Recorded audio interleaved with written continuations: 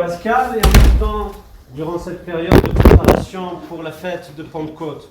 Et comme vous savez, cette période pascale était ce temps propice pour les baptêmes. Et c'est pour cela que nous avons ces péricopes de l'Évangile qui nous parlent de l'eau. Nous avons eu dimanche dernier avec cette guérison du paralytique qui était près de cette piscine. Aujourd'hui avec la Samaritaine qui est près du puits. Et vous voyez, je suis très touché par ce passage de l'Évangile où nous voyons que le Christ, un juif, va en Samarie et il n'y avait pas ce contact, on ne pouvait pas avoir ce contact entre ces deux peuples et encore moins avec une femme. Et je trouve extraordinaire que nous voyons à travers ce passage de l'Évangile que cette femme a cette rencontre avec Dieu lui-même. Et que c'est quelque chose qui n'était pas attendu d'une certaine façon, qui n'était même pas provoqué. Mais c'est le Christ lui-même qui se présente. Et finalement, nous montre que au moment où on s'attend le moins, le Christ est là pour nous saisir cette main, pour nous montrer ce chemin qui mène à Dieu le Père. Et nous montre que c'est la première étape. Et que nous avons ensuite à répondre, à vouloir saisir cette main. Il nous laisse toute cette liberté. Il nous aime tellement qu'il nous laisse cette liberté de saisir sa main ou non. Et alors, si nous voulons saisir cette main, nous avons à agir, nous avons à être des acteurs de ce propre cheminement. Bien sûr, toujours avec son aide, toujours avec l'aide de Dieu. Mais nous avons à faire cet effort, nous avons à vouloir le suivre. Vouloir le suivre, c'est alors chercher où est Dieu.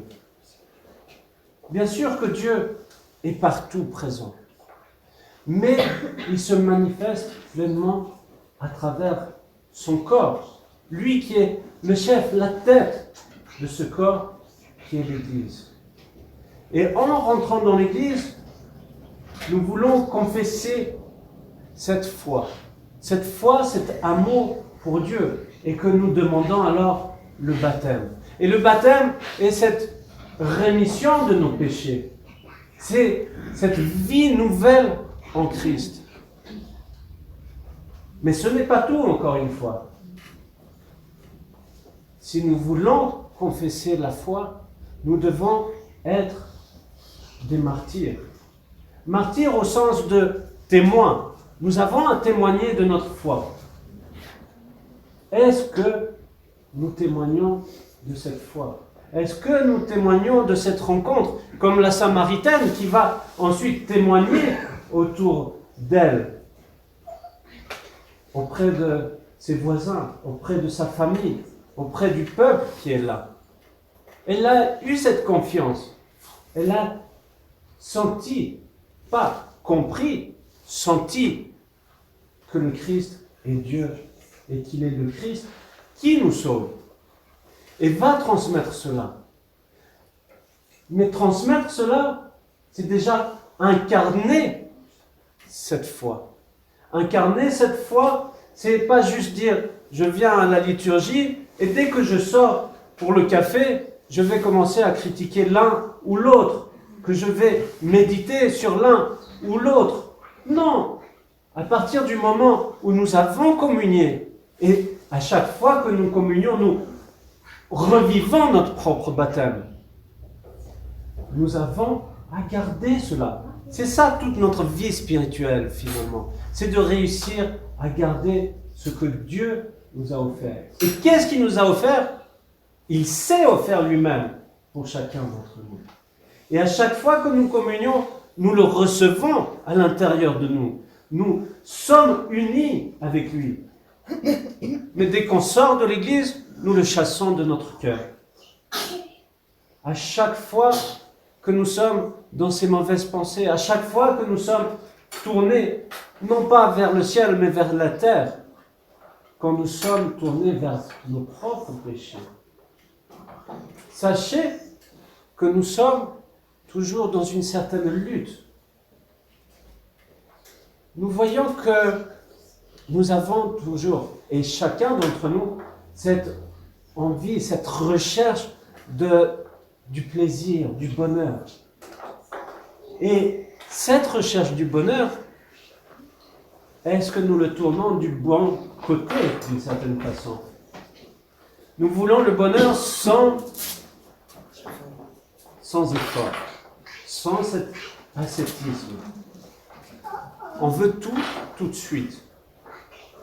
Hier, en préparant cette homélie, je lisais l'homélie du Père Placide sur cette fête, et il montrait un très très bel exemple.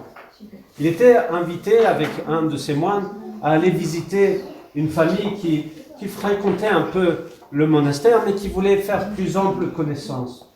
Et ils sont allés rendre visite à cette famille. Il y avait les parents et une jeune fille adolescente, 17 ans, si je me souviens bien. Et ils étaient là en train de discuter. Et tout d'un coup, la fille s'est mise à pleurer. À pleurer vraiment fortement, à chaudes larmes. Et les parents, inquiets, se disent, mais qu'est-ce qui se passe? Et la fille dit, mais je suis terriblement triste. Je suis terriblement, profondément triste.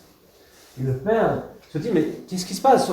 On t'a tout offert. On t'offre une possibilité de faire des bonnes études. Tu vas commencer bientôt à suivre ce chemin d'un bon travail qui va t'aider, quelque chose que tu aimes beaucoup. Nous sommes là, on te donne l'amour et tout cela. Et la fille lui répond, mais il me manque l'essentiel. Et en fait, elle avait ressenti qu'il lui manquait cet essentiel qui était Dieu, de vivre en famille, de vivre au quotidien cet amour pour Dieu, cette rencontre pour Dieu.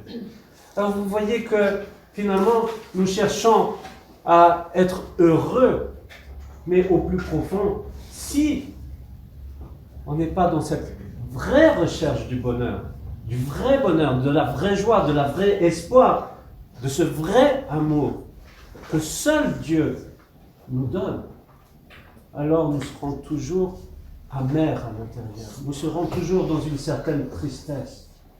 Laissez Dieu agir dans vos vies. On veut toujours tout contrôler. Laissons cette place à Dieu par les prières de tous les saints. Amen.